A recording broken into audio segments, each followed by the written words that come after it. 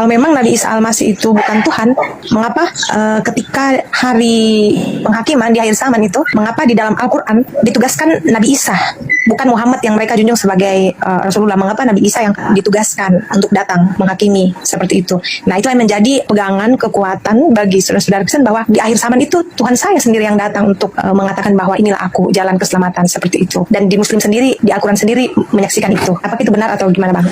Iya, baik. Kenapa Nabi Isa yang turun? Alasannya karena ada tugas yang harus dia selesaikan. Apa tugas itu? Menghakimi. Ketika dia datang sebagai hakim, berarti ada yang terdakwa. Siapa yang terdakwa ini? Mereka yang telah mempermalukan Nabi Isa di hadapan pencipta. Makanya dalam Al-Quran itu beliau ditanyai, wa isqalallahu ya Isa bin Maryam anta qulta linnas, wahai engkau Isa, hambaku, ciptaanku yang kuciptakan tanpa ayah, apakah engkau yang mengajarkan orang-orang tersebut mempertuhankan, menjadikan engkau sebagai Tuhan selain daripada aku? Apa kata Nabi Isa? Qala subhanaka ma yakunu li an aqula ma laysa li bihaqq. Maha suci engkau wahai Tuhanku, tidaklah patut aku berkata sesuatu yang bukan hakku untuk aku katakan. Jika aku mengatakan itu, pasti engkau mengetahui. Ma qultu lahum illa ma amartani bi ani a'budullah rabbi wa rabbakum. Aku hanya berkata, mengajarkan kepada mereka, sembahlah Allah Tuhanku dan Tuhanmu. Sehingga Al-Quran mengatakan, idza husyiran nasu, apabila nanti manusia dikumpulkan, dihimpunkan, apa yang mereka sembah selain daripada Allah akan menjadi musuh bagi mereka. Artinya Yesus itu adalah manusia yang disembah oleh manusia selain daripada Allah. Apakah Yesus akan memusuhi Kristen? Matius 7, 22, 23. Ternyata betul, Yesus memusuhi orang Kristen. Lalu kemudian di dalam Al-Quran ayat yang sama, dan pemujaan-pemujaan yang mereka lakukan ketika hidup di dunia akan diingkari. Apakah Yesus mengingkari penyembahan Kristen? Ternyata Matius 7 nomor 22 sampai 23. Betul, mereka yang memanggil Yesus Tuhan, memuji Yesus, bernubuat, mengusir setan, bermujizat, ternyata ditolak oleh Yesus. Apa kata Yesus? Enyahlah daripadaku, kalian semua adalah pembuat kejahatan. Itu yang kedua, yang pertama. Yang kedua, Nabi Isa turun ke atas muka bumi ini untuk apa? Wa in min ahlil kitab illa la yu'minanna bihi qablal mauti wa yaumal qiyamati yakunu alaihim syahida. Itu kata Al-Quran.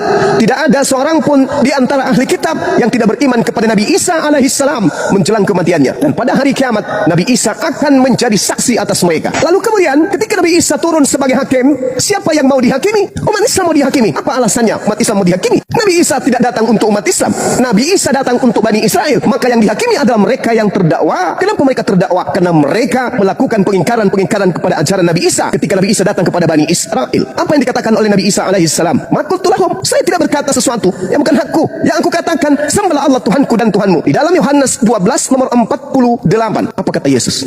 Barang siapa yang menolak aku dan tidak menerima firmanku, dia sudah ada hakimnya, yaitu firman yang telah aku katakan kepada mereka. Firman itulah kelak yang akan menjadi hakimnya di akhir zaman. Anda Yesus memerintahkan manusia beribadah pada hari Minggu? Tak ada. Anda Yesus memerintahkan kemudian menyembah dirinya? Ada. Anda Yesus mengajarkan makan babi? Tak ada. Anda Yesus mengajarkan untuk merasulkan Paulus? Tak ada. Anda Yesus mengajarkan untuk ke gereja? Tak ada. Anda Yesus mengajarkan untuk tidak bersunat? Tak ada.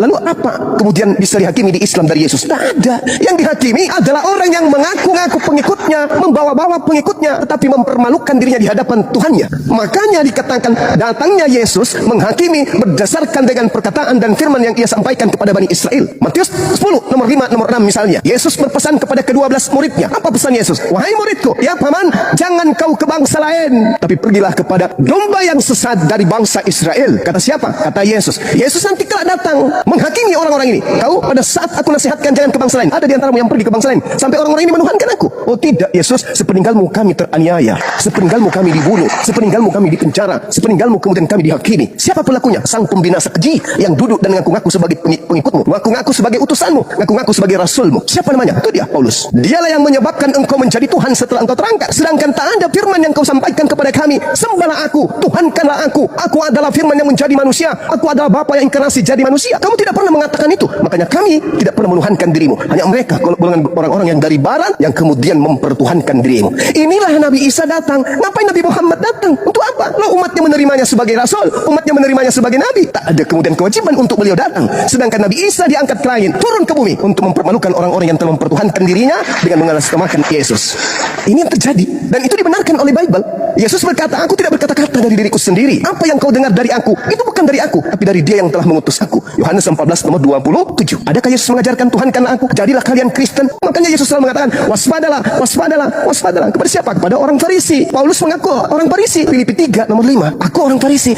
Kebetulan Yesus selalu minta muridnya agar waspada kepada orang Farisi tersebut. Nah, adakah kemudian Bani Israel waspada kepada orang Farisi? Yes, sampai hari ini Yudaism masih ada. Siapa yang menerima orang Farisi ini menjadi rasul? Orang Barat, orang Roma, orang Yunani. Kenapa dengan mudah mereka percaya? Karena Paulus tahu orang Roma, orang Yunani konsep keagamaannya adalah triteos, tridewa, 3 dewa, makan babi, tidak bersunat, ibadah minggu, perayaan dewa Horus. Ya, Paulus tahu itu. Maka dia menjual agama yang dicocok-cocokkan dengan orang Barat, orang Romawi, orang Yunani penjajah pada masa itu. Ajarannya diterima. Yes, kenapa diterima? Karena mereka menyembah dewa Horus tapi fiktif. Mereka menyembah dewa Zeus tapi tak pernah nampak. Mereka menyembah kemudian Hercules tapi hanya angan-angan nenek moyang mereka. Dewa-dewa mereka tak pernah nuzul. Tapi ketika mereka melihat Yesus membangkitkan orang mati, membuat orang lumpuh berjalan, orang buta melihat, mereka takjub. Oh, inilah Tuhan kita, inilah dewa kita. Dijuallah kemudian ke Roma dan Yunani. Diterima. Resmilah abad keempat Yesus menjadi Tuhan bagi mereka, menggantikan dewa Horus. Itu fakta real. Kesalahan inilah sehingga Allah mengutus Islam dengan Al-Quran untuk meluruskan. Ya ahlal kitab, qad ja'akum rasuluna yubayyinu lakum, wahai ahli kitab, Yahudi, Nasara dan orang-orang zalim yang ada di antara keduanya, telah datang nabiku kepadamu, yaitu baginda Rasulullah Muhammad sallallahu alaihi wasallam. Barang siapa yang ingin selamat, ikut.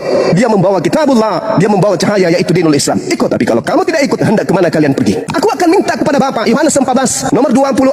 Apa kata Yesus? Nomor 16. Aku akan minta kepada Bapa seorang manusia, penolong lain yang akan mengajarkan, membimbing kepadamu segala sesuatu berkaitan dengan kebenaran, keadilan, pengisapan dunia akan dosa. Masih banyak yang aku ajarkan kepadamu, tapi kamu belum sanggup untuk menanggungnya. Tapi ketika ia datang, yaitu seorang penolong lain, dia yang akan membimbing kalian kepada setiap kebenaran, keadilan, pengisapan dunia akan dosa. Adalah benar jika aku pergi. Sebab kalau aku tidak pergi, seorang penolong itu tidak akan datang kepadamu. Tetapi kalau aku pergi, dia akan datang. Dia akan tidak berkata-kata dari dirinya, melainkan yang disampaikan adalah apa yang didengarnya. Kemudian dia akan memuliakan aku. Siapa dia? Seorang penolong lain itu. Inilah yang diterangkan dalam Al-Quran. Wa iz qala Isa bin Maryam ya bani Israil inni rasulullahi ilaikum musaddiqan lima baina yadayhi minat Torah wa mubasysyiran bi rasulin ya'ti min ba'di ismuhu Ahmad Muhammad. Ketika Yesus datang, dia hanya untuk Bani Israel. Ketika Nabi Muhammad datang, dia adalah nabi, rasul penutup untuk seluruh umat manusia. Makanya saudara Kristen itu kehilangan arah. Loh, kok bisa begitu? Oke, saya buktikan. Wahai saudaraku Kristen, siapa nabimu? Nabi Kristen siapa? Nabi Daud? Bukan. Salomo? Bukan.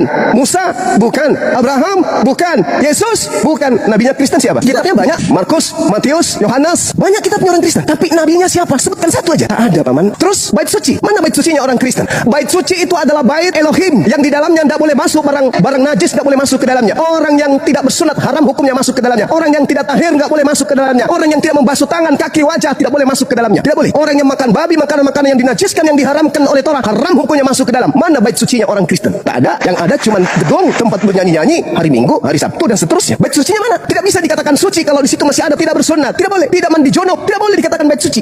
Coba kita lihat di Yehezkiel 44 nomor 9, nomor 6, nomor 7, nomor 8. Apa kata Elohim di sana? Sekian banyak pelanggaran yang engkau lakukan wahai Bani Israel, tapi ada satu pelanggaran yang sangat-sangat menyakitkan hatiku, yaitu engkau memasukkan orang-orang yang tidak bersunat kolok masuk ke dalam tempat ibadahku. Luar biasa. Saya sampai nangis Bang Suma.